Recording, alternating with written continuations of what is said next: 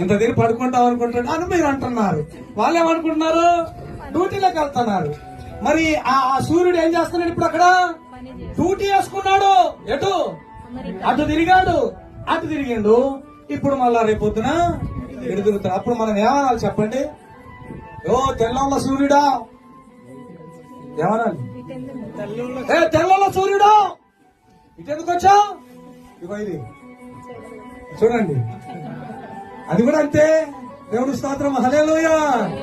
ఏ తెల్లొల్ల చందమావా ఇటు రావద్దు అంటే నీకు పగలు తెలియదు, రాత్రి తెలియదు. అందుకే ఇప్పుడు ఏ తెల్లొల్ల దేవుడా అన్నటువంటి జీవితం తెలియదు, దాని పరమార్థము తెలియదు. మరి వీళ్ళందరికీ ఎవరు చెప్పాలండి? బాగా చదువుకున్నాం అంటారు కదా, ఒక్కొక్కరు కామెంట్లు పెడతారు హెచ్చడికి. మీరు గమనించండి, గాలి వస్తుంది కదా, ఆ గాలిని పట్టుకుని గాలి దేవుడా అంటే అట్ట? ఆ గాలిని చేసిన దేవుడిని అనాలి కదా, వందనాలని. సూర్యుని పట్టుకుని దేవుడా అంటే అట్ట? సూర్యుని చేసిన దేవుడిని అనాలి కదా. ఈ సృష్టి యావత్తును చేసిన దేవుడే ప్రభు అయిన యేసుక్రీస్తు. హల్లెలూయా.